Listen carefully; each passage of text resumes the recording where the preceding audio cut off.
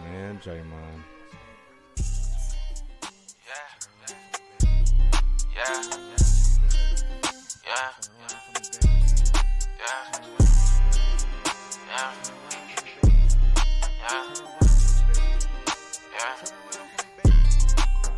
You should spin around my way like the hitters. Girl, you slay.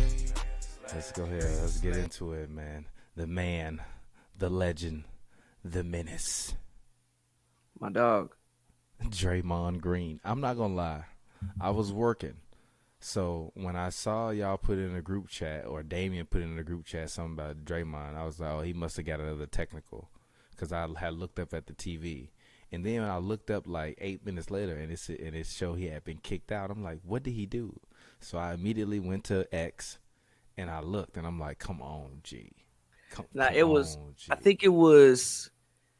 It had just got to be halftime of Clippers. Who did they play yesterday? Clippers Kings. And mind you, like the Clippers is cooking the Kings. So at a certain point in time, everybody there is just like, we just there at this point. We just having conversation with them. Like not even really we watching the game, but like they up by 20. We looking like they're probably not coming back tonight, whatever. We get to the media room. I'm getting some popcorn. I can see everybody in the media room and be like, ooh, I look at the TV. I see him smoking Nurkic. I'm like, G, what this man on, bro? What this man on, G? Well, that's like, bro, what you doing, G? Like, that's not like, bro, that's not no kind of basketball move, bro. You can't like rationalize what you just did. What's wrong with that man, bro? He don't look. G, you just 360 sumo punched the man, bro. What you doing? In 360 sumo punch. I was gonna say in his defense. Okay, in his defense, there is no defense. No. In his defense, there is no defense. The only defense is to do it and then act like you didn't do it, which is exactly what he did.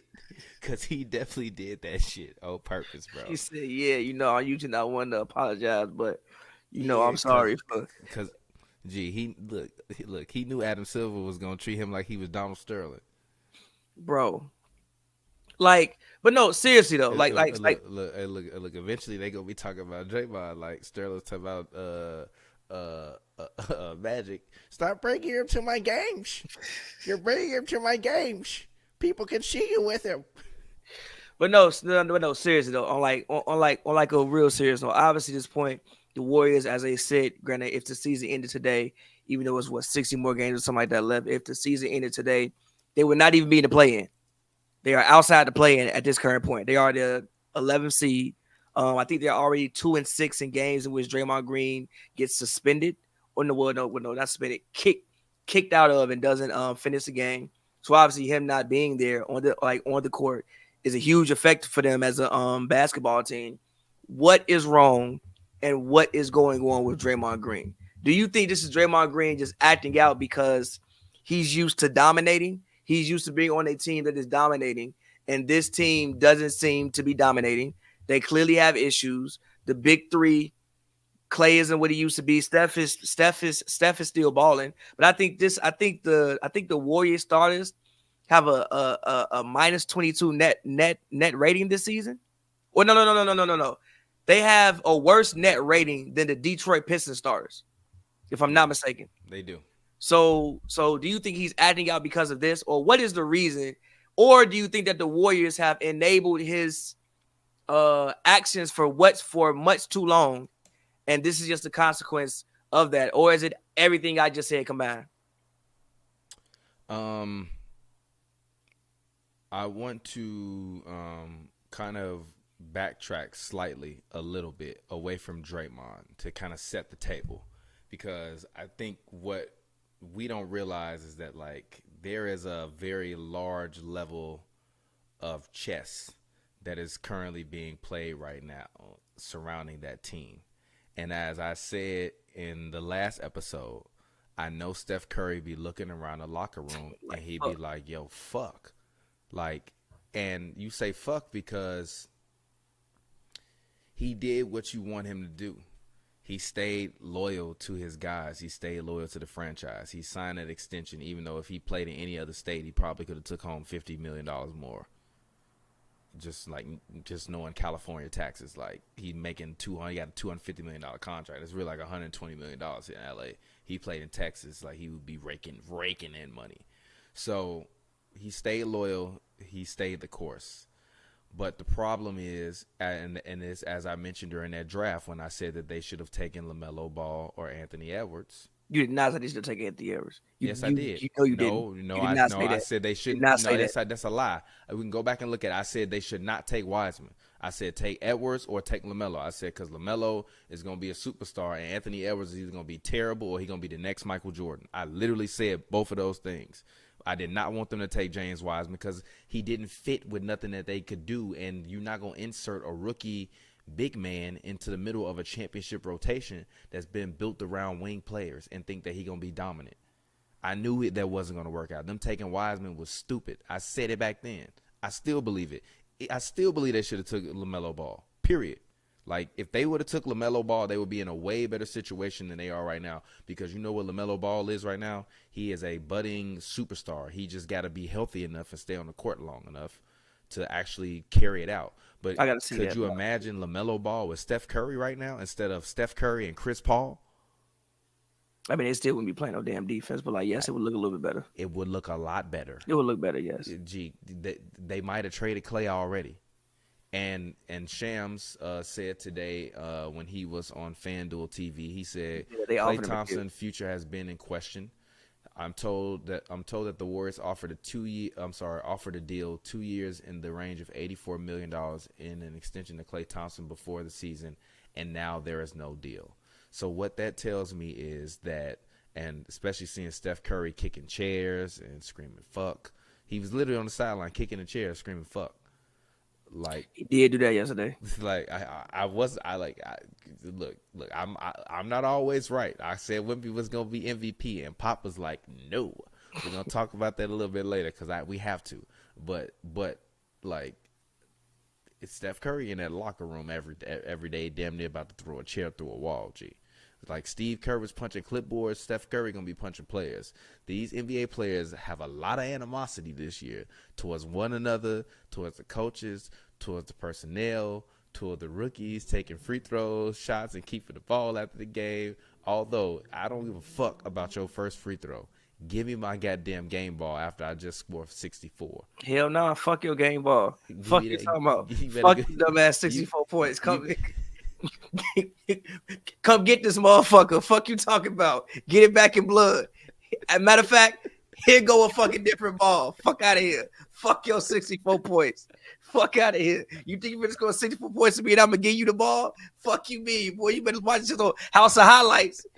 Fuck your memories. No. He didn't even have to score that. Gee, they was up 20. He didn't even have to score that much, bro. But you know why they did that, though? Why? Because after Bobby Portis got kicked out, they got mad. And now Mike Budenholzer would have took him out the game at the 6-minute mark when it was over. Because the Pacers basically waved the white flag around like I think it was like the 5:28, the 5:28 mark. But then Bobby Portis got kicked out, and all of the civility left the room after that. So they was like, all right, we gonna make it hurt. But back to Draymond. Point is, the writing is on the wall for Klay. I told you that you should trade Klay. I've been saying that. Like, they're not gonna trade him though. What is he averaging? I think like 16 points. It's not god awful. Gee, he is averaging. I'm sorry. I'm trying to say this with a straight face. So it don't come off as being disrespectful.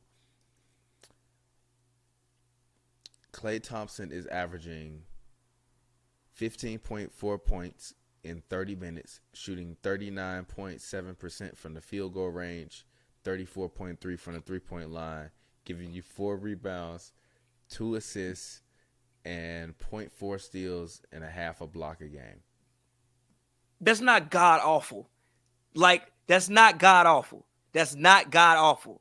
That's not god awful. If Wiggins wasn't playing terrible, and if they had a little bit more scoring, that wouldn't be god awful. That's not god awful. He used to be the little more bit of scoring. What are we talking about? He used to average 20, G. He's only averaging 5 less points. He's just not shooting as good from the field. That's 2 shots. That's 2 shots, G. That's 2 shots. That's 2 shots, bro. Look, it's late. Got the family in here, so I'm trying not to scream. G, only 5 more points. G, it's not like the man was out here averaging 25 before. It's not like he was out here averaging 25. G, he ain't fell off that bad. The issue is he's not hitting the shots that he once used to hit, and he doesn't play the level of defense that he used to play. Tim Hardaway Jr. averaging more points a game than him. That's how Tim Hardaway Jr. can hoop. Tim Hardaway Jr. can hoop. Gee, Shaedon Sharpe averaging more points a game than him. Shaedon Sharpe is fucking averaging balling though. Don't do that. Shaedon Sharpe is going crazy this season. No, I'm not being disrespectful. Shaedon Sharpe is having a great season, but my point is he's a young, unestablished guy. Klay Thompson is a seasoned veteran who himself was saying, I'm going to prove the critics wrong. This is no disrespect to Klay, but you have not proven the critics wrong. You've kind of proven them right. He should have like, took 2 years. Klay is currently 70th in the league right now. Ahead of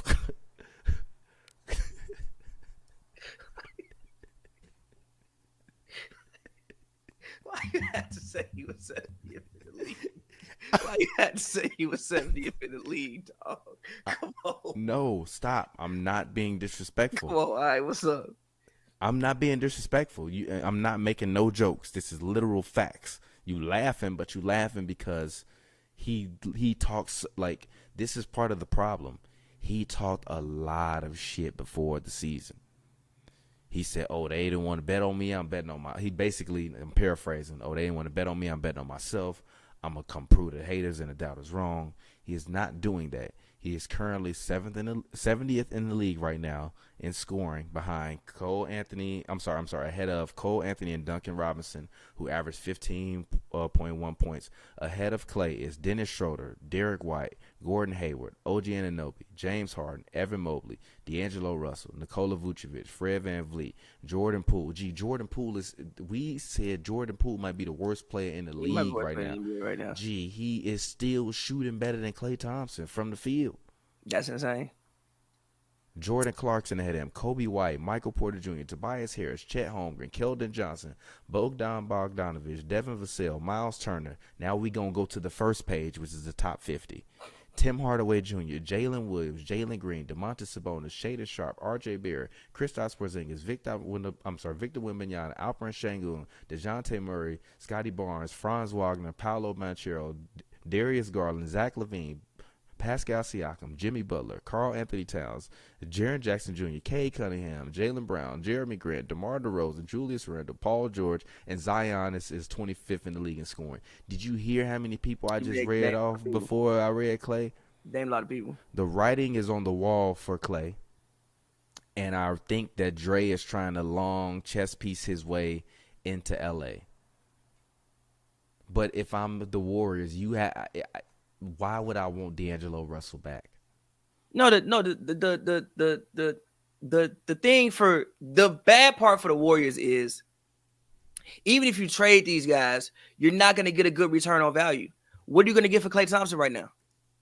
That's going to help you maximize the rest of Steph Curry's career. I already told you, Jonathan Isaac. I honestly don't know if you get that right now.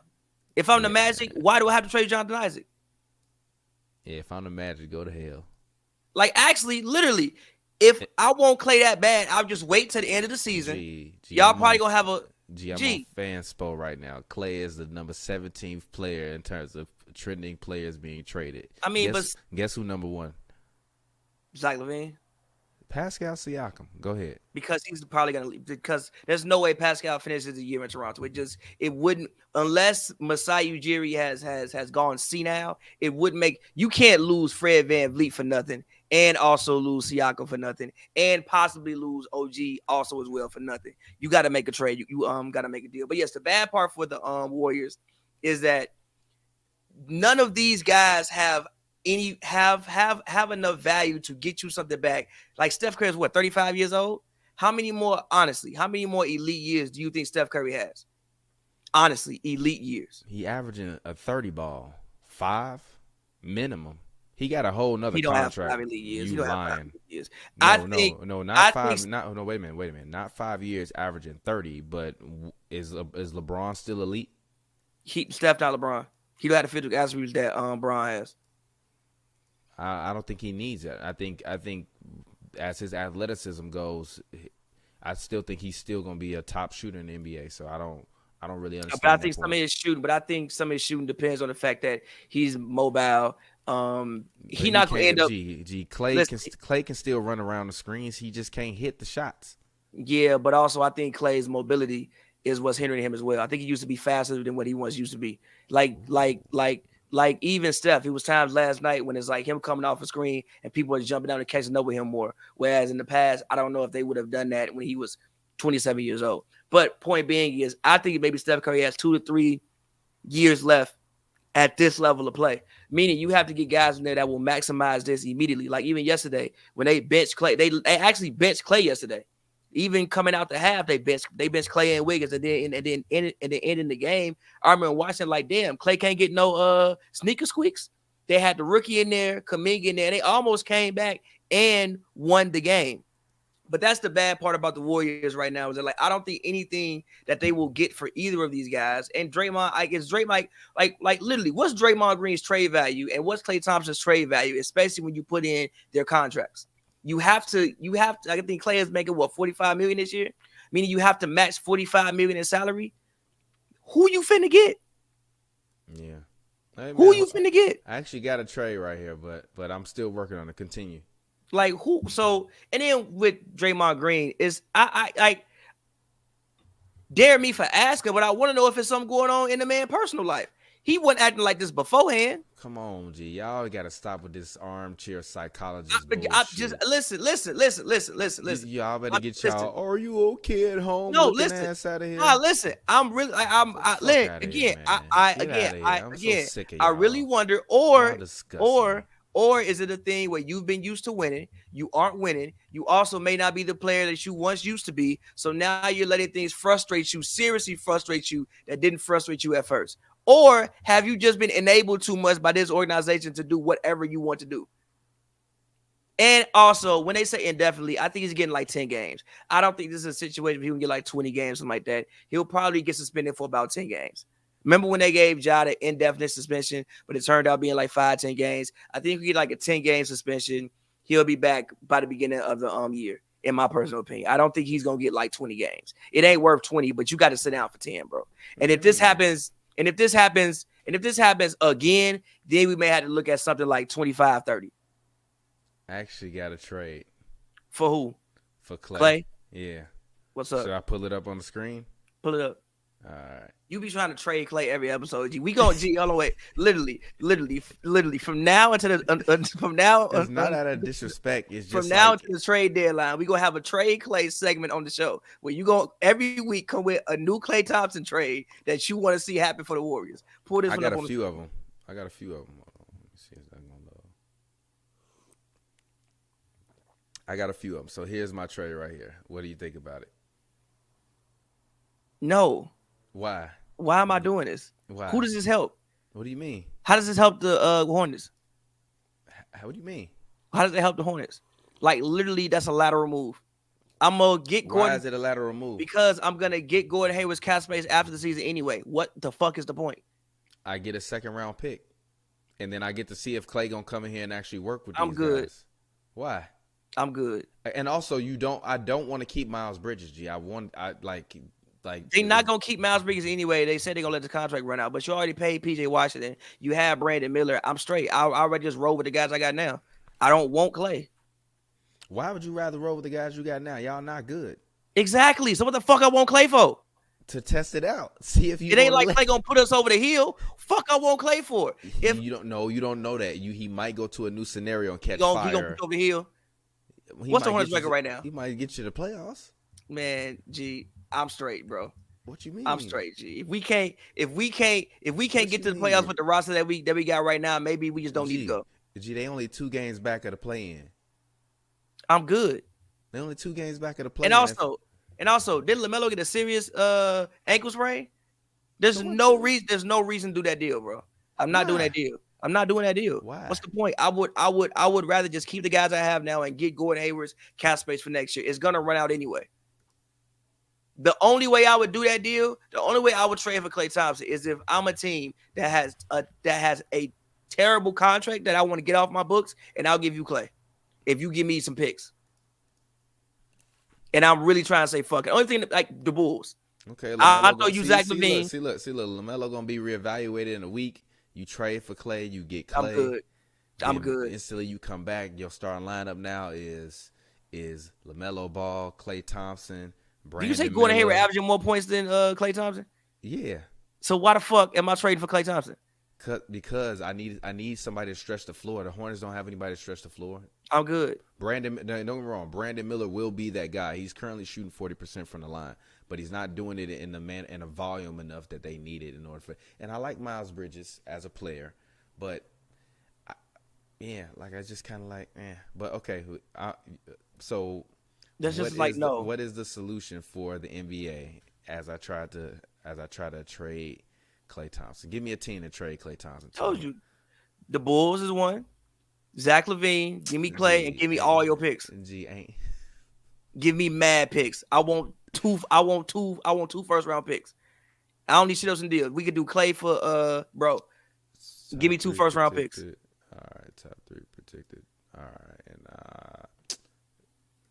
hold on.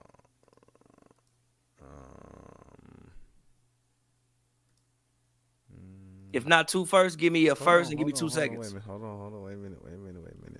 I need him back though. I want him.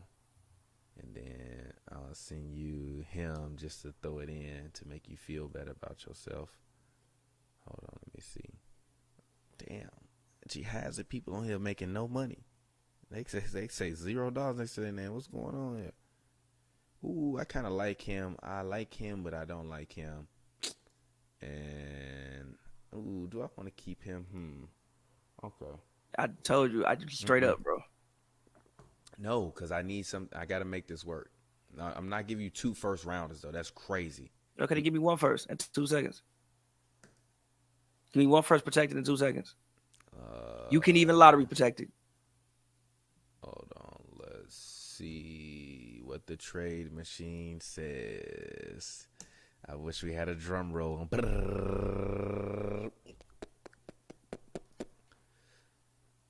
Would you do it? Yeah, fuck it. Come on. I'm just saying. Yeah, fuck it. I get Zach contract off. Fuck it. Come on. I'll do it. And low key, if you the Warriors, you actually will be a very good team after that. Are you sure about that? Yeah, because Zach LaVine got something to prove. Wiggins, now you tell Wiggins, all right, anytime Zach and Steph don't shoot the ball, shoot as much as you want to now. I mean, you don't tell Wiggins that right now? Nah, I think because Klay is there, like, you give Klay the ball first before you shoot. I don't think you really need to give Zach the ball. He just gonna shoot that motherfucker. But he can dribble. Klay can't dribble, so Klay not gonna walk the ball up, create his own ISO, and then score. Try to tell you that like 7 years ago, by the way. I didn't say you were. I never called you a liar. I just said that was a very harsh criticism. You couldn't fucking dribble. What you mean? You got my 2 guard ain't got no shakes. And also, now we're gonna try to trade Draymond Green because Draymond has to be traded. How can you trade Draymond Green, bro? He's stuck there. Well, what you mean? He's stuck in Golden State. No, he ain't.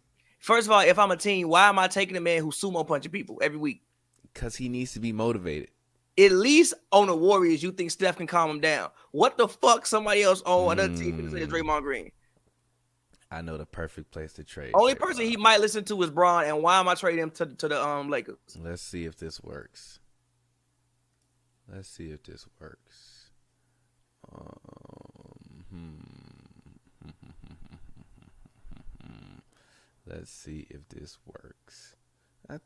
Knicks fans gonna be mad at this trade, but let's see. If you gonna trade Draymond to New York City? You gonna trade Draymond Green to New York City? Are you serious right now? You're gonna trade Draymond Green to New York City?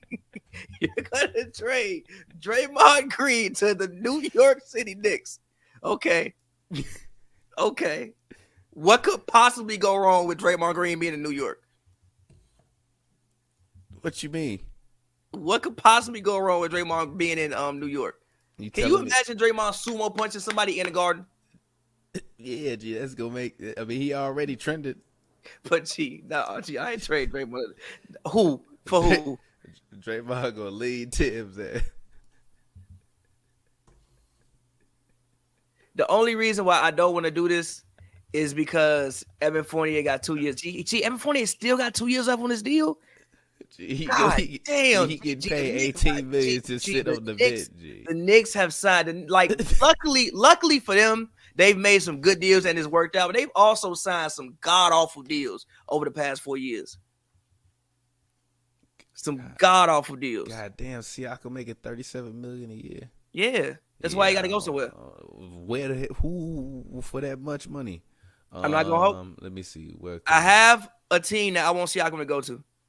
Who? But we can put it up on the screen in a little bit. We can keep talking about the Warriors. Go ahead. Yeah, but to me, these are their only options. Open up this trade machine and start making some calls. Gee. Call Sacramento. Hey, y'all need to enforce somebody to stomp on someone else and not on DeMontis. Gee, you can't trade Draymond in Sacramento. Gee, he's going to listen to nobody. Gee, Draymond you have to also trade him somewhere where he might listen to somebody. Didn't Rodman play in Sacramento? Nah. Rodman played in Lakers and Dallas. He played in Dallas for like one game. But, you can't trade Draymond to Sacramento. They gonna have... You got to trade Draymond somewhere where he might think about listening to somebody. Draymond better stop playing. He'll be playing on N1 Live, boy. But yeah, man. I just think for the again, I still think that they can make the play. I think that they can at least make the play in. I don't think all is lost this season, but they got to get this shit together, man. The core is not doing what it needs to do. It's also like hindering the growth of their young play. Doesn't Kuminga deal come up next year, if I'm not mistaken? Mm-hmm. You don't even know what Kuminga is. He don't like. But you don't know what he is though.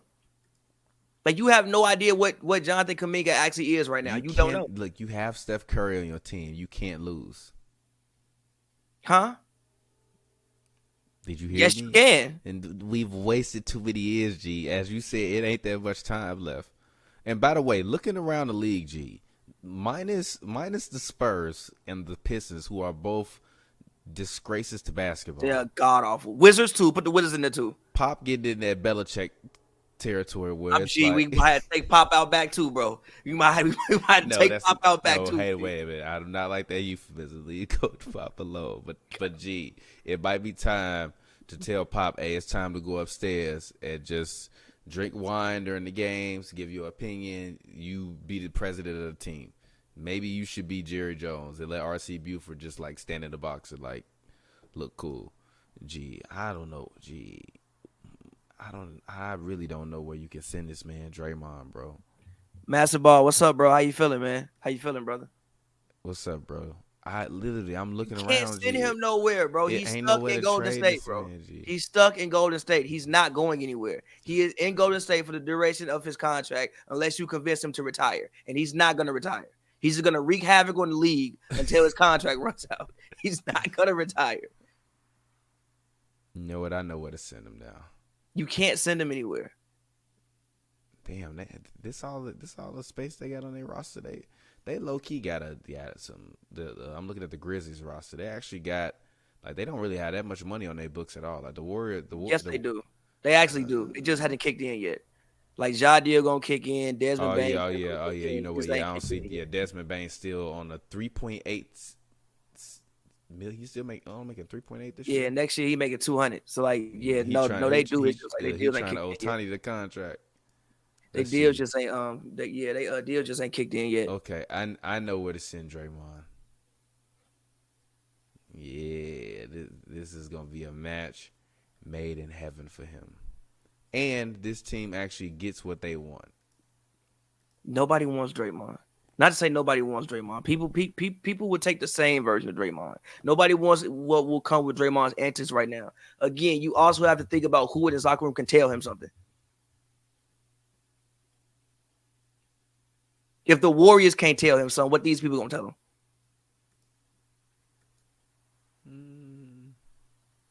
That's mad disrespectful. Damn, I still gotta fit 10 more million on here. Yeah, y'all don't believe in him anyways. Let's send him there. And just for the love, we gonna send him there. Let's see. All right, let's try it out. Yeah, I found it now. Here we go. Sorry, fans, we doing this live, but I found it now. Give it to me. It's coming. It's 5, 4, 3, 2. Give me that right now. Make it happen. I'm not trading. If I'm Spurs, I'm not. Nah, G. I'm not. Nah, bro. I'm nah, G. Nah. So he can just fucking yell at Wemby. I'm not doing this, G. No, I'm not doing this, bro. So he can fucking yell at the damn Frenchman. I'm not doing this, G. That's gonna be the name of the episode. Draymond gonna yell at Wemby. I'm not doing this, bro. I'm not doing this. Draymond gonna yell at Wemby. I'm crying. She can go yell at the Frenchman. No, I'm not doing this. Y'all need Draymond doing this. We can go play with the LeBron. How is he gonna get to the Lakers, bro? How is he gonna get there? Let's see. How is he getting to the Lakers? What team has a player that they really want to move that could be a third team between the Lakers and the Warriors? Rashawn Holmes on Dallas has a bad deal. Actually, we're gonna make this a 4-team trade. Rashawn Holmes deal in Dallas isn't that great. You could do a thing where you send both Klay and Dre out. Hold on. Trade to. Wait, Dre got 4 years left on his deal? Yeah, actually. Gee, I'm not doing this, bro. Gee, no. Let me shut this tab. No, bro. Let me shut the tab. I'm not trading. No, bro. Gee, I'm not. We can stop this trade. Like, gee, he got 4 years left on his deal, bro. What that mean, dog? I might have deal with this for 4 years. Yeah. All right. Cool. So the Warriors. Let me see. All right. Cool. So we got Draymond. Rashawn Holmes going to the Warriors. Moses Moody gonna have to go because he don't fit with them. I'm gonna trade him to the Mavericks. If I'm the Mavericks, give me him. The Lakers got to send somebody out. Who am I gonna send out from the Lakers? Gabe Vincent or D'Lo? Where D'Lo gonna go? Shit, I don't know. All right. Instead of the Knicks, what other team should we use? The Wizards. Get Tyus Jones somewhere. Tyus Jones. Actually, I'm gonna trade him to the Mavericks. Mavericks could use him. Trade D'Lo and Jordan Poole. G, come on, G. Come on, bro. No. And put Gallo in the trade too. Trade Gallo to the Warriors. Gallinari to the Warriors. This is a horrible trade, by the way. This is a horrible trade for all parties involved, by the way. I want you to know this. It's a terrible trade for everyone involved. This is a deal where not a soul wins. How does Draymond get there then? He don't get there. He don't get nowhere, bro. He don't get nowhere but Oakland. If you want to go somewhere else, he going to Oakland, to his old home. He don't go nowhere. He is stuck with the Warriors for the next 4 years. They are the only people who are going to deal with this activity for the next 4 years. It's going to be him and Steph, because Klay probably going to be gone, unless he want to take less money. You see, this is a horrible deal for all sides involved. Everybody I'm mad wins. This deal works. I'm mad this deal works. Everybody wins. I'm mad this deal works. I'm really fucking mad this deal works. I'm really fucking mad that this deal actually works for everybody. And the Warriors save some money in cap. In this deal, the Warriors get Danilo Gallinari. So you save some money on cap this year. You get Rashawn Holmes, so you get some rebounding and the extra center. Now you got that. You got this headache out of the room. Danilo been playing decent this year. The Lakers get Draymond, which means that Austin Reeves and Draymond and LeBron gonna be in charge of the basketball. The Mavericks would get Tyus Jones and Moses Moody. And then the Wizards would get D'Lo, so it would be Jordan Poole, D'Lo, and Kuzma. G, they going crazy. They going crazy. They going crazy, G. Yeah, they went in 0 games the rest of the season. What's about to happen? But they might do that anyway. Oh, the Pistons, G, I don't know where the Pistons going. Bro, the Pistons not winning again until next season. No, not next season. Next year. But moving on. The Clippers. I think they've won 5 straight games, if I'm not mistaken. That they've been on a 5-game win streak. It might be 6 or 7 because they play the Clippers. They play the Warriors tomorrow, and then they play the Knicks on Saturday. The Knicks are on a West Coast road trip. The Warriors. Have the Clippers finally figured it out, in your opinion, or have they just caught a solid part in their schedule, or are they genuinely starting to figure it out? Look, I haven't covered a game this year, so thank God, because I never know who be watching. If they watch, they don't watch. Don't really care if they do watch. But if you watching this, y'all gonna be mad at me right now. Because come on, G. When did James Harden get there? What game did he start playing there? Like 18 games ago. What game was his first game there? The Knicks game. Either the game? Knicks or the Nets game. Oh yeah, because it was a game after the Lakers. So they lost to the Knicks, lost to the Nets, lost to Dallas, lost to Memphis, lost to Denver. Out of all those teams, Memphis was the only team with a sub 500 record. They beat Houston. Houston is decent. They beat the Spurs twice. The Spurs have won 3 games out of 22.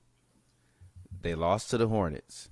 They beat the Mavericks. That was a good win. They lost to the Nuggets, who was a good team. That was a bad loss, though, because nobody played. Yes, that was a terrible loss. They lost to Reggie Jackson and DJ. Yeah, they beat the Warriors. I'm sorry. They beat the Kings, which is a good win. Then they lost to the Warriors, which is a bad loss. To me, that was a bad loss because the Warriors just aren't a great team. And then they beat the Warriors, the Nuggets, the Jazz, who are ass, the Blazers, who are ass, and then they just beat the Kings, who I think the Kings are going through some growing pains. I think what Davion Mitchell provided them last year, he isn't necessarily giving them this year. They don't even play him like that. No, I know they don't play him because I tried to put him on my fantasy team, and then I looked, he didn't play. But what he provided for them last year was like a very solid and even spark when he was in the game. And this year, I don't feel like they have that.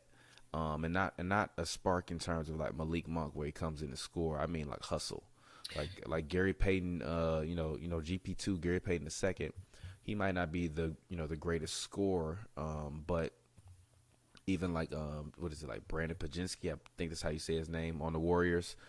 He comes in and he just plays with energy and effort. Even like a guy like TJ McConnell, energy and effort. That's what Davion Mitchell provided for them last year. This year, I don't really see that person for them in this line. They kind of look like they're just kind of, to me, they look a little bit like they just waiting until the playoffs come. But to me, you build good habits in times like these because the Kings have had some fairly bad losses. I know De'Aaron Fox was hurt, but at the end of he was hurt, but he's been healthy for a minute now, right? I'm not tripping. They aren't playing no defense. And if you're going to give up, and if you're going to, hold on one second, and if you're the Kings and you're going to give up 119, 131, 114, 127, 123, 131, 124, 124, 117, 129, 129. I'm sorry. But yeah, like all these games they've given up, they've given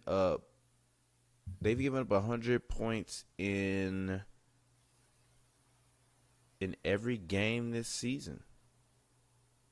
They've given up 100 points in literally every game this season. The only game they got close to 100 points was when they gave up 102 to the Warriors. So the Kings don't play defense. So I say all that to say, like, the Clippers have hit a good stretch of bad teams. Talk to me in April and if everyone's healthy then we can have this conversation. But I don't want to talk about nothing surrounding these guys before April because it doesn't fucking matter. Continue. My bad. I think that they've hit a good patch in their schedule, but I do think that they have more familiarity with each other. I think Kawhi is finding himself in this offense. I think he's had either 25 or 30 points over the past 5 games as they've been winning. Harden's been picking his spots better. PG is still being aggressive. Norman Powell's Norman Powell. I think that also Harden is developing a real chemistry with Zubac and Daniel Tice, who I think has really helped this team because, like you said, Tice gives them a look that they haven't had. They haven't really had a stretch big. Honestly, well, they had Jermichael Green, but that was a couple years ago. Like, they haven't really had an actual stretch big in a good minute. So I think that Harden is developing good chemistry with those guys. I think Ty is figuring out the rotations more. I think Russ had a chance to be sixth man of the year. I think he has a chance with just the energy that he brings off the bench. Like, now, like the one thing about Russ is you never doubt his energy. And now Russ can come in and, like, you see many times when Russ will just come in, Russ will be playing defense. Like, Russ will just take that 20 minutes to be as energetic as possible and just do everything he possibly can. He'll come in, play defense, steal the ball, get rebounds. Like, he just comes in as a complete energy burst off the bench. And let's be for real, it's a future Hall of Famer.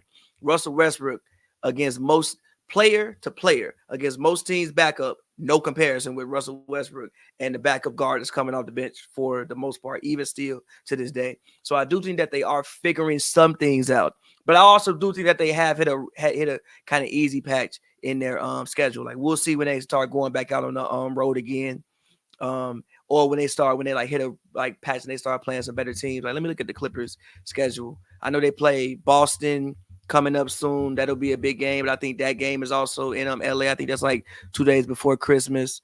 Let's see. They have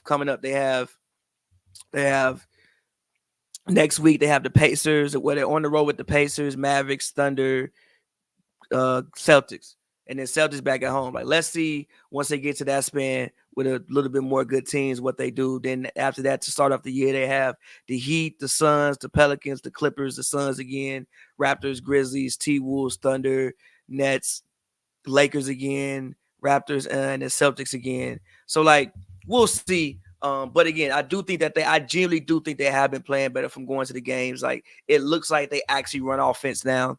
They have a concept of what they're at least trying to get to. Guys are standing around a little bit less. Also, the defense is picking up a little bit.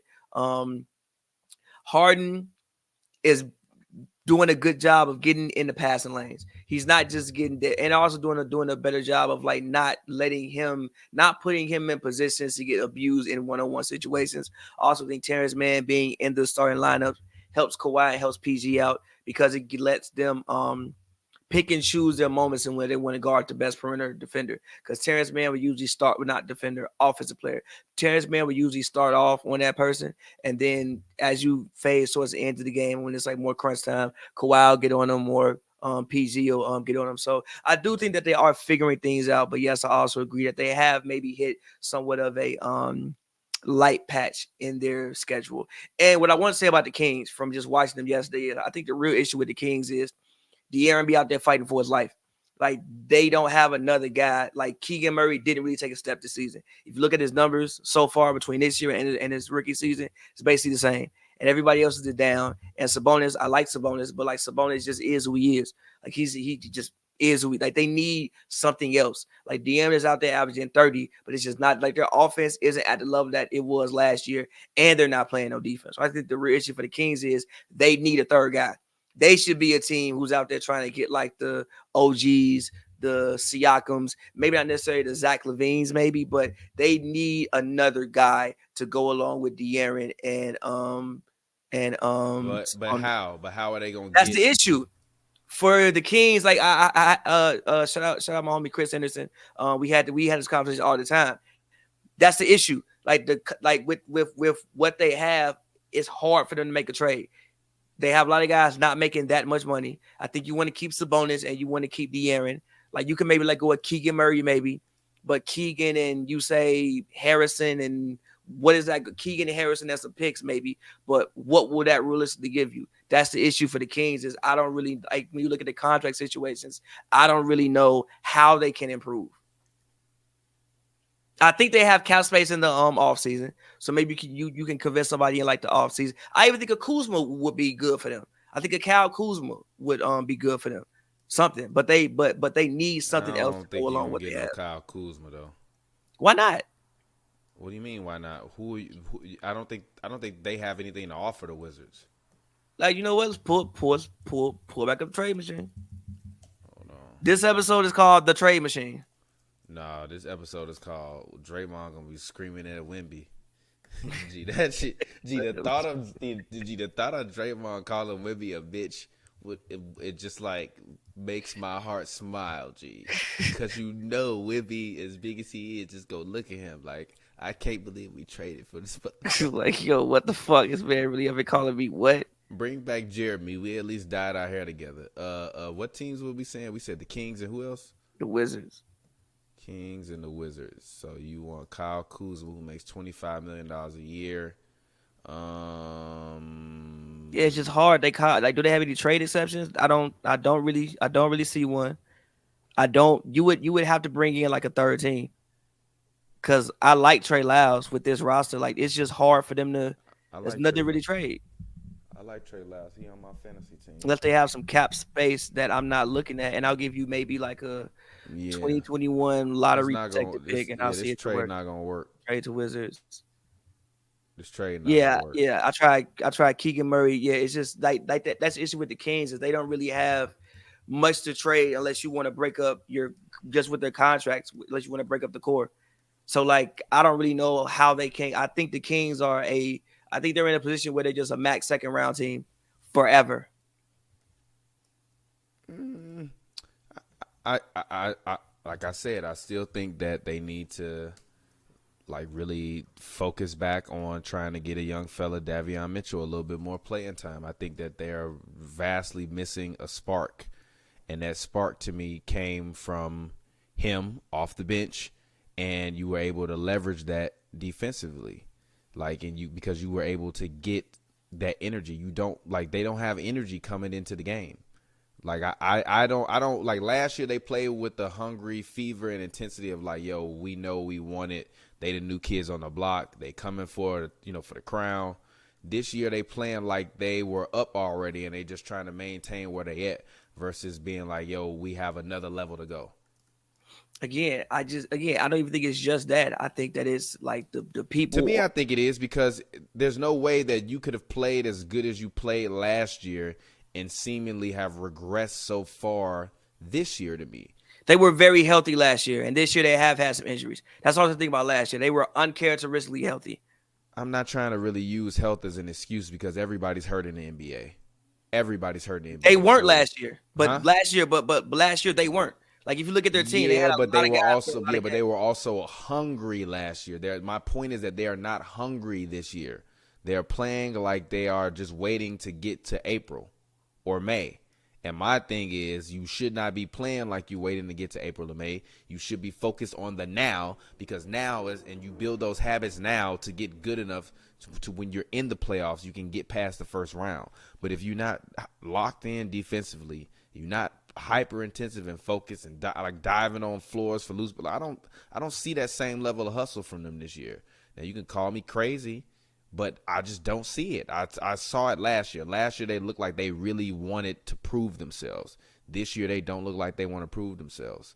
And like I said, I get it. Health is whatever, but health is like that way for everybody. You got guys like Draymond out here fully healthy, don't even want to play. He rather go UFC MMA than to play. Like Draymond, fully healthy, don't want to play. He fully healthy and don't want to be out there. G, they talking about if Steph ain't out there, he ain't out there. He ain't out there. Period. He don't be out there. Period. No matter who out there. Whatever. What you want to be talk out about there, but he get his stuff kicked off. Zion Williamson. There's been a lot of talk about Zion Williamson and his weight once again. Zion did respond though. Zion did respond with like a 38-point game against the Timberwolves, and then he was out tonight against the Wizards. Look, if I'm him, I'm gonna keep having sex with these porn stars and eating this food, and y'all gonna fucking deal with it, cause I'm 6'4" and I can 360 windmill and abuse a 7-footer like he's a preschooler. I just don't think I think Zion's weight is a real thing, but slightly over. I just don't think he can lose that much weight. Like, I think the way that people want him to look is hard for him to look that way. The man was 240 as a 16-year-old. We all gain weight as we get older. What the fuck? I'm crying, bro. That's hilarious. I'm dead serious. Like honestly, he picked the wrong sport. There was a Reggie White 30 for 30 on today. If this was 40 years ago, Zion Williamson would be Reggie White. He would be the greatest defensive lineman to ever walk the earth. I'm crying. Like, it's just he just big. What he is just big. He's still mobile. He's just big. Like now.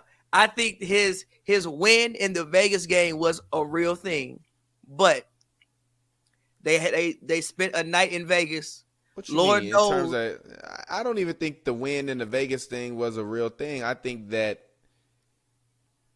experience for everyone was like a really different experience. So like I personally didn't find as much issue with him from those games as I did with, honestly, more so even with guys like B.I. because B.I. didn't play. That's the other part about it. Nobody played well. Yeah, but B.I. didn't play well either, and nobody said shit to him. Nobody said shit to B.I. That's all I'm saying. Like, B.I. didn't play well either. Nobody said nothing to him. Nobody played well in that Vegas game. The Pelicans as a whole got punched in the mouth immediately and did not respond. They probably was out the night before, like, yo, we get to go to Vegas in the middle of the season. I'm finna have fun. Fuck is you talking about? Gee, if you think Zion didn't go to Dre's and then immediately after that make a couple phone calls for not only some food but some bottle service and some model friends to help entertain him the night before he played LeBron in the tournament, you out of your mind. That man was having a goddamn time of his life, boy. You saw the way they looked at each other when they started talking about that money. That was hilarious, bro. Zion was like, shit, Shorty needed what? She needed 20 bands a month. 20 racks? Shit. 20 racks a month. That'll pay for a lot of shit. But nah, man, I just think the Zion and his weight. I mean, again, the man is still averaging 22-7, and we saying that he having a bad season. He's still giving you 22-7. He's not having a bad season. I think that part of people's criticism is a little overstated. It's not about him having a bad season. It's about people like me saying he would be as good as LeBron, and he ain't been good as Sean. Any Sean. He been good as Sean. You will be doing. He ain't been as good as any Sean. Yes, he has. He been good at Sean Kemp. Stop. He been Sean Elliott heavyset. Stop. What? I'm not. He been good at Sean Elliott, bro. He been much better than Sean Elliott. Sean Elliott was like a one-time All-Star. Relax.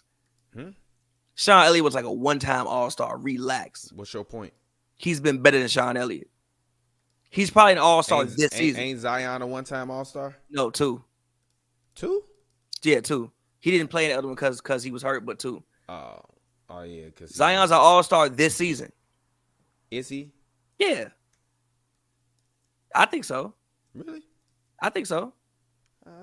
I'm not 100% sure about that. I think he's an All-Star. I'm not 100% sure about that, if I'm being honest. He's still shooting 58% from the field. He's doing basically what he did last. They just have him playing I think somewhat of like a different role than what he's played in the past. He's doing more like point forward. I don't think every night he's always as aggressive as he could be because of the role he's playing at times. But yeah, he's still having a really good season. I think the weight thing is a little overstated because he's just big. I don't think he's ever gonna look the way that we want him to look because he's just big, bro.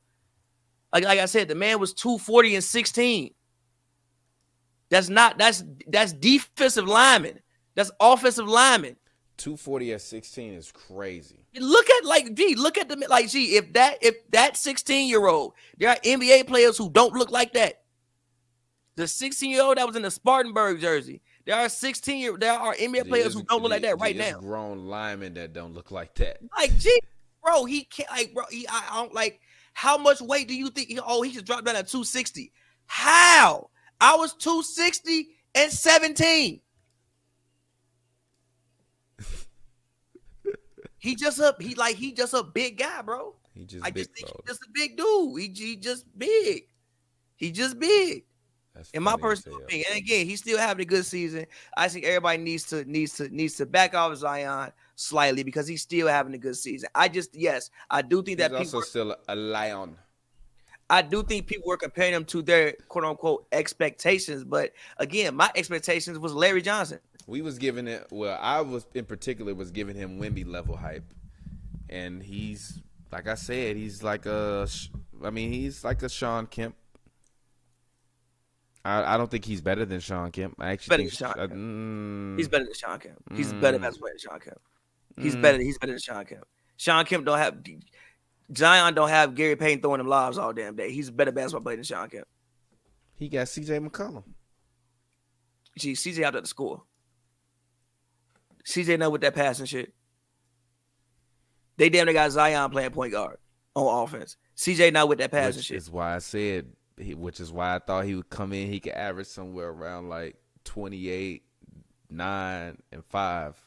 Not happening. Now, I will say his rebounding is slightly disappointing. The fact that he doesn't rebound the way I thought he would rebound or defend the way I thought that he could possibly defend, that's disappointing. But he's still scoring the ball, give you 23 points, shooting 58% from the field. 5.6 rebounds is awful. It's nasty.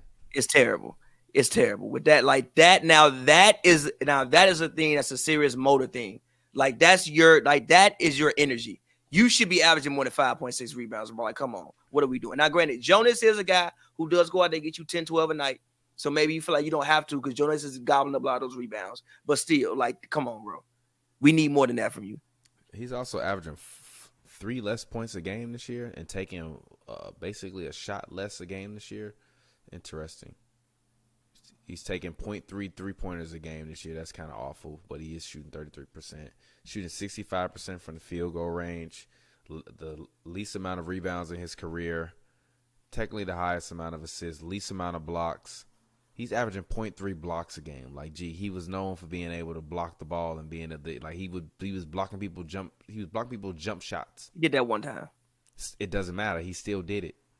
One time. But yes, he did. It doesn't matter. He still did it. Like, also, we have to realize freak of nature. Now also, he's not a freak of nature. Also, anymore. we have to realize he had a very good player. He had a torn meniscus and a broken foot. It's only so many jumps you get as well, which I think people just ignore. He's had a torn meniscus, a broken foot, and a hamstring injury. He's had a lot of lower body injuries. Now, again, some of that could be attributed to weight. But that's one of the things why I told you if he gets a 10-year career in the league, I think he'll be lucky because I just think he's just big. He's gonna unfortunately he's gonna probably have some injuries because he's just big. The same way Wemby. I love Wemby. But if Wemby plays a healthy 12, 13 years, it's a fucking miracle. For whatever reason, people that big and that long and that nimble usually just get hurt. Same if you got that much weight on you, you probably gonna get hurt. It just is what it is. So I'm not shocked. I think he's doing exactly what he should be doing. I just wish he would but I do wish that he would rebound the ball some more. But yeah. But we can leave that there. Actually, hold on real quick. Giannis spoke. Oh yeah, I heard that when he said he still feel like they gave him the wrong game ball. Yeah, I want to play that real quick though. Did the audio. Can I play that? Is it gonna play the audio? Nah, it's not gonna play the audio. Dang. But what do you think about that situation? The Giannis game ball fiasco that we started today. He said I have a ball, but I don't know if it's the game ball. It doesn't feel like the game ball to me. It feels like a brand new ball. I played 35 minutes today. I know what the game ball felt like. I think it's petty. It's bullshit. But I love also, it though. I think him playing for that long after the white flag was basically raised by Rick Carlisle kind of early on in the middle of the fourth quarter. I think it was bound to just get a little nasty.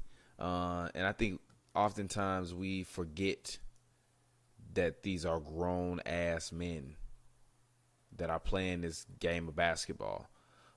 So from that perspective, with just knowing that these are grown men, I mean, emotions fly, tempers, flare. And once Bobby Portis got kicked out of the game, Bobby Portis, G, did you see that man's eyes, bro?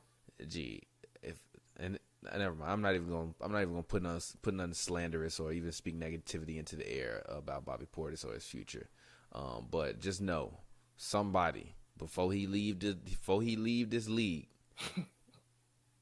It already happened. No, wait a minute. No. That's his teammate. But you want to know something funny? You know who Draymond ain't never tried? Bobby Portis. Bobby motherfucking Portis. He ain't gonna do shit to Bobby Portis. He ain't gonna do shit to Bobby Portis.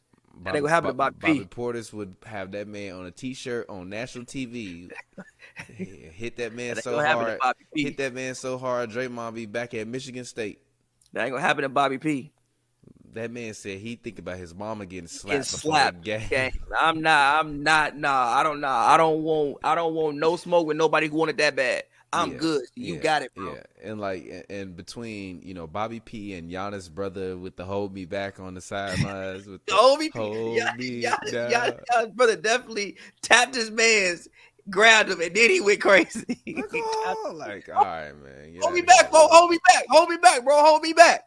And then you go crazy. Hold me back, bro. But no, I mean, look, the game. But look, listen. Honestly, I love it. Number one, I think. Listen, if Bucks Pacers is a new somewhat rivalry that we get the next couple of years, I fucking love it. I'm here for it. They're in the same division. We need more of this in the NBA. We need more of this. It's too friendly. We need people in teams to really not like each other. I love it. You put Giannis in there to score 64 points when he don't need to. Fuck your game ball. Come get this motherfucker. You know what? Here go a ball. It's a new one. Think about it forever. I want you, when you go home in your trophy case and look at that ball, to have regrets and think and wonder and question if that's the ball you played with for the rest of your life.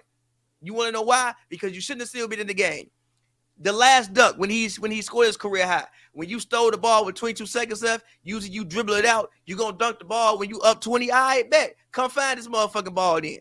Come find it. I love it. And also, if I'm Giannis, give me my damn ball. Give me my what? Mm-hmm. And then the Pacers have the audacity to take the game ball and say it's for our rookie on the road. Jeez. If it was at home, all right, whatever, it's your home stadium, whatever. On the road, they went in they on the road.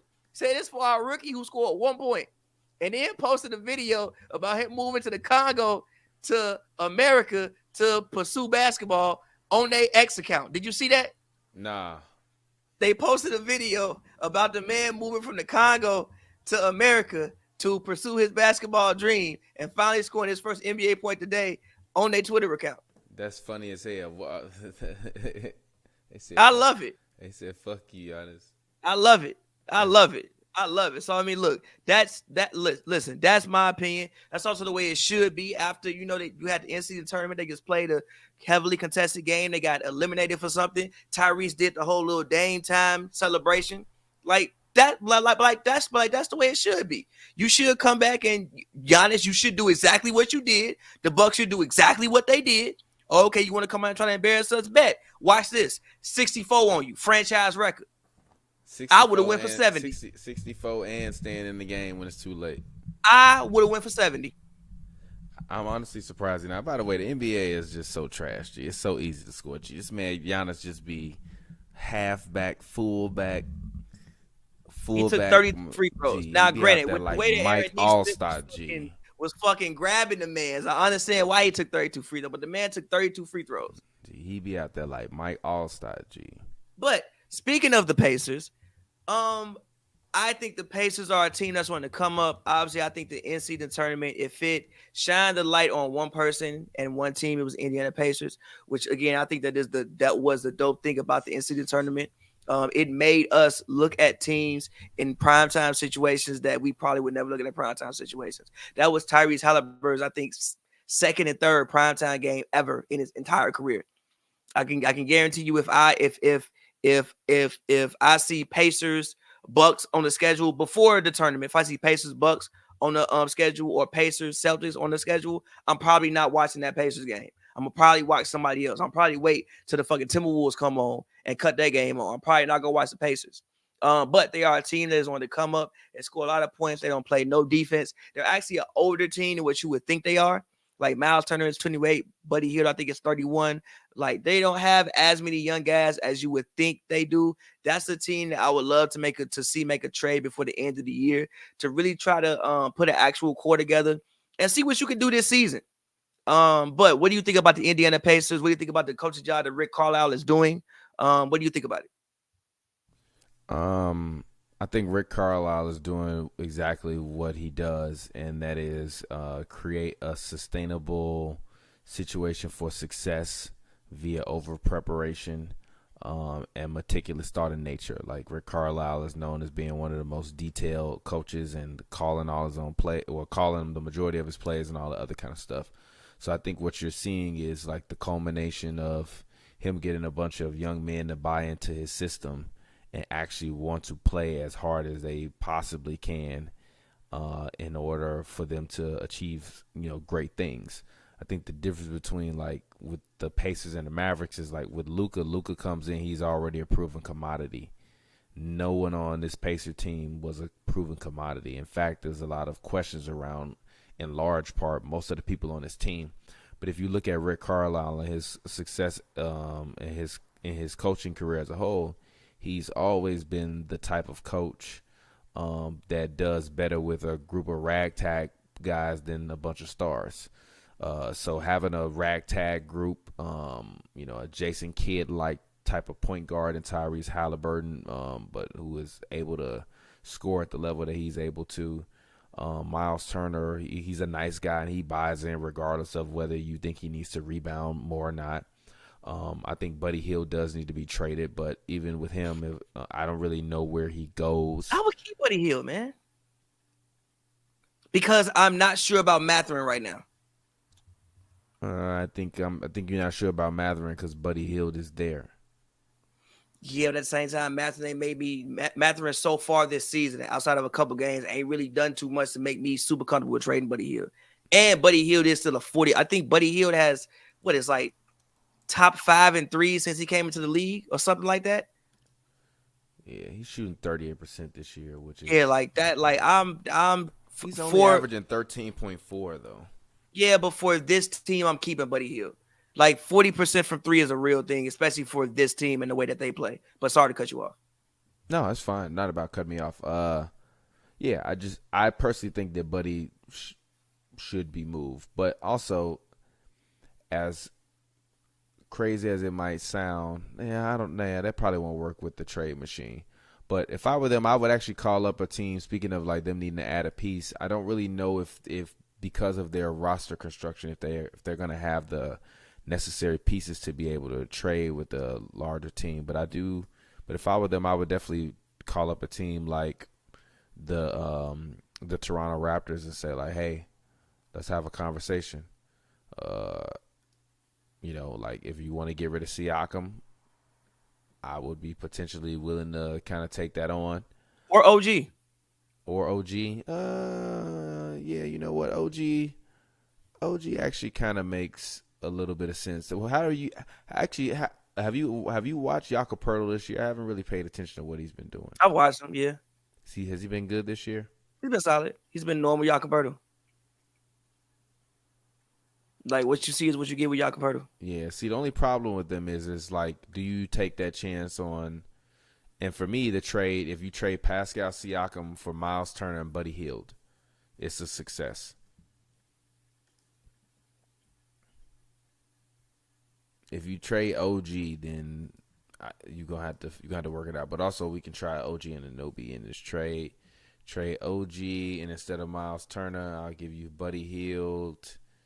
And who should I give them other than Buddy Hield? I want to keep Jalen Smith. Look at that bench. Yeah, they don't really have. Yeah, this is the problem with them. Their depth is like the real problem with the Pacers to me. Because you might just be able to go Buddy Hield because they have $9 million in cap space. Yeah, you can actually. But it does actually. Buddy Hield makes $600,000 more than OG Anunoby. Also, the thing, yes. So yeah, you could just do that and but this is the last year of Buddy's deal. Yeah. Yes. This is the last year of Buddy's deal. So Hey, that ain't bad because OG still has one more year left on his deal. So if you're them, theoretically, you could get rid of OG for him and make that happen. Yeah, I can see the Pacers are one team, and again they do have the assets to do it. They also still have $9 million in cap space, or they're a team that I think they're putting them in themselves in a situation. Even if they don't make a trade this season, I think that's what they've done and what you see Tyrese has done. You can go in a free agency and tell some free agents see what happened. You can come in here and we can and if we get you in here, we can really rock out because you got Tyrese. He's young. You know, he signed for 5 years. You know, he gonna be the face of Indiana basketball for the next, hopefully, decade. Yeah, I mean, you got a Hall of Fame coach, probably a Hall of Fame coach, and Rick Carlisle there. You have again, like you're not that young, but you have you're not. You have a good mix of young guys mixed with actual veterans that you could come in there and like, yo, if we can slide a second All-Star or a second borderline All-Star in there, you can really make some noise in the Eastern Conference and at least be a top 4 seed, I think. Yeah.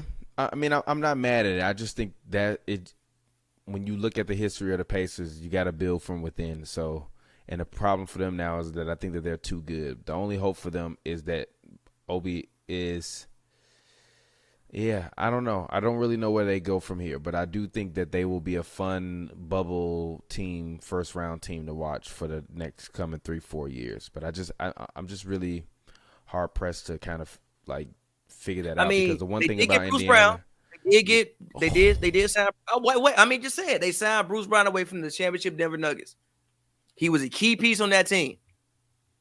If you gave out a 6-man a year award for the playoffs, it probably would have been Bruce Brown. He was a key piece on that team. They did do that. You know, I don't know what kind of connect Tyrese has around the league, or you know what people will be speaking of a Tyrese around the league. But if they can do that, I think you can go out. You can get you maybe not a A-level guy, but those guys who would be like an 84, 85 on 2K.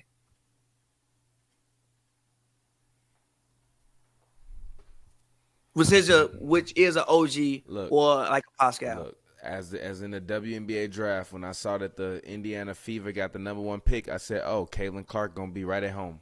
She's gonna be right at home because Angel Reese would have stayed her ass at LSU if the Indiana Fever would have got the number 1 pick. Because ain't no way in hell I'm going to play in the middle of Indiana for the whole summer.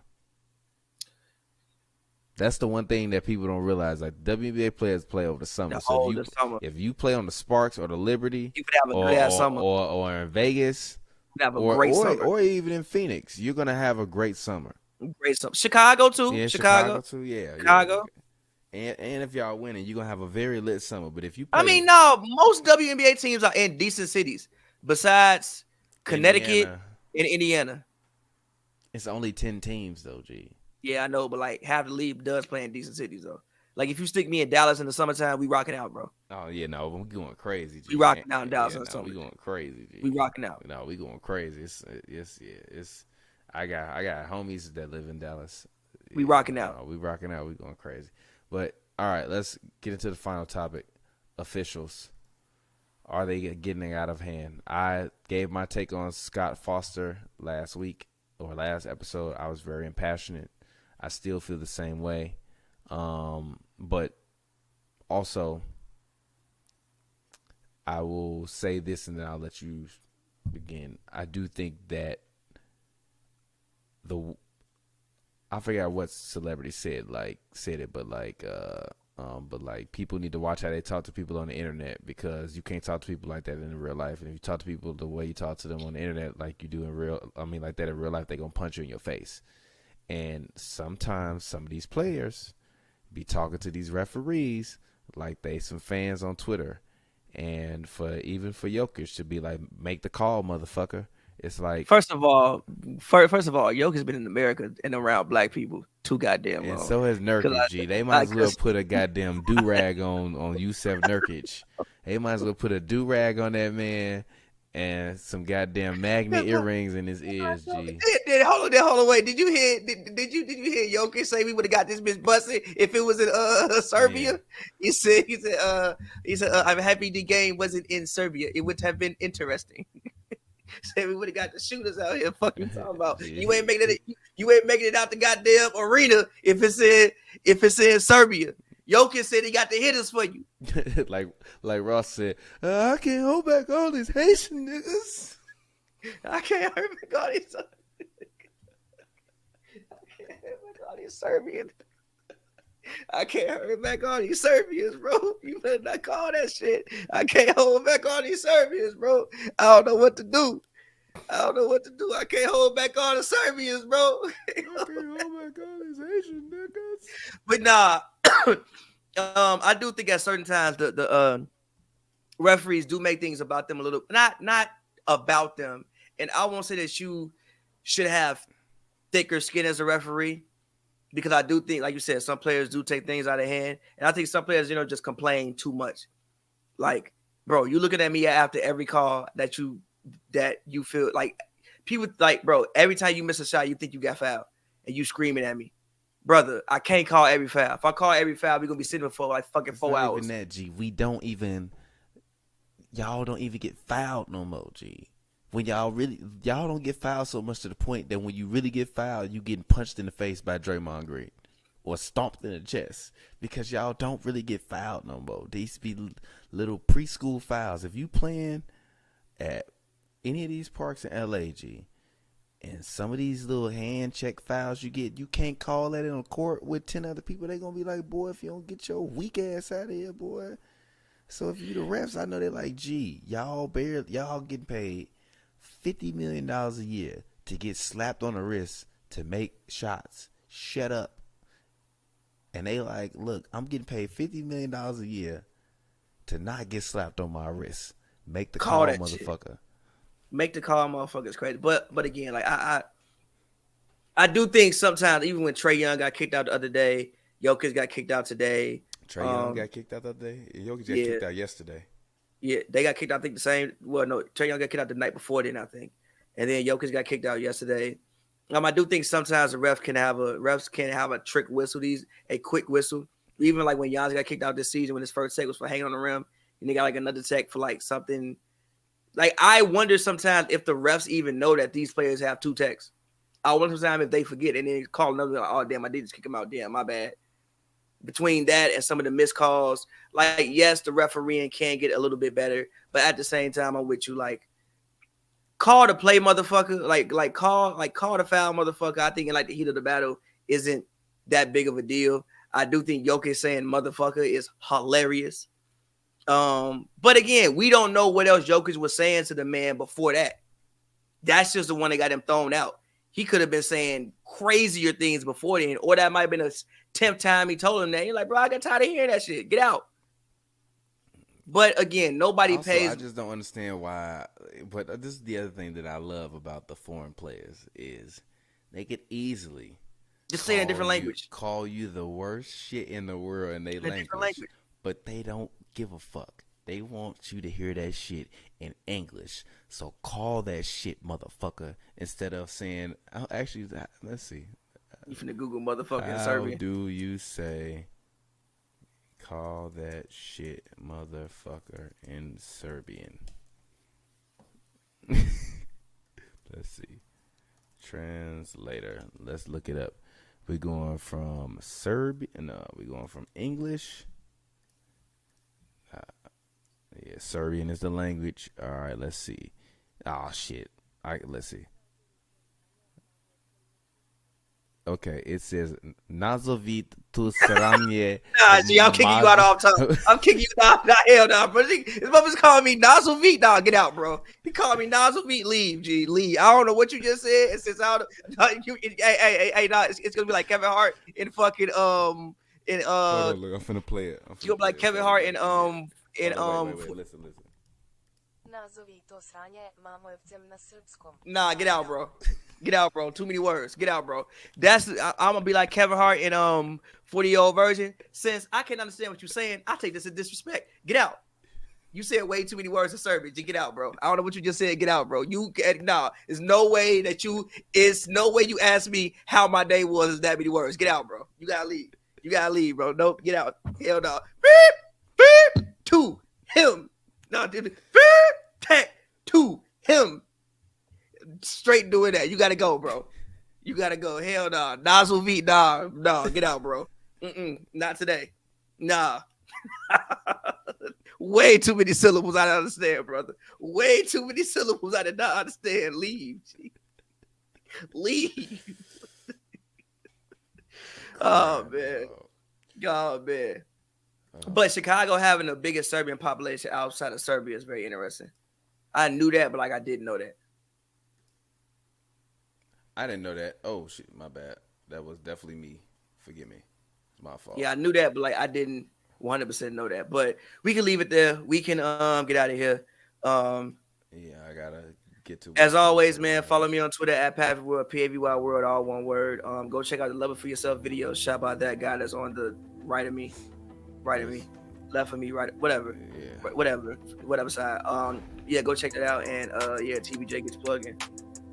Hold on a minute. I'm trying to see if I can upload this. Oh yeah, but it's me, man. Your boy TPJ doing my thing as always. Love y'all. Appreciate y'all. Y'all the best. Yeah, man. We've been rocking out with y'all. I'm here podcasting for as long as I can. If you're a Warriors fan, G, if you Steph Curry, Steph, I just want you to know that I'm praying for you every day, brother. And I know that every day you eat them lovely, delicious meals that your wife prepares for you, that you ask God for his favor, his love, and his light. And then you put on your shoes, and you put on your shorts, and you grab your bag, and you go to the gym, and you pull up to that parking lot. And then hopping out his car, screaming at the goddamn ticket lady as Draymond. Klay pulling up with his boat, hopping off with his paddle after he just went on Instagram. You walk into the locker room, and you slowly look around, and you're like, fuck, this is my life, G. Iggy didn't retire, G. Iggy out here dropping books, G. Iggy don't even want to be around no more, bro. Iggy out here dead ass dropping books and going on book tours. If you Steph Curry, it's just you and Loon, dog. And I'm sure Loon, like Kawhi, he don't even talk that much. So say a prayer for my man Steph Curry, G.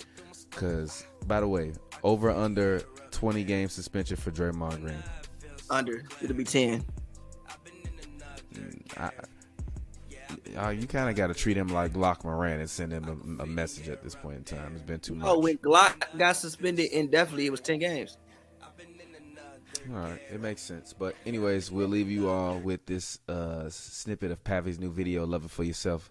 Go check it out. It's on his channel, youtube.com/pavyworld. Until next time, we'll get up with y'all later. Peace. Pav, GM, ha, creeping down the back street on digs. Haters on fake spokes, they not on niggas. Flick of a switch, hey, this bitch on threads. Life I live, nigga, that's so sick. And this bitch on me like she's supposed.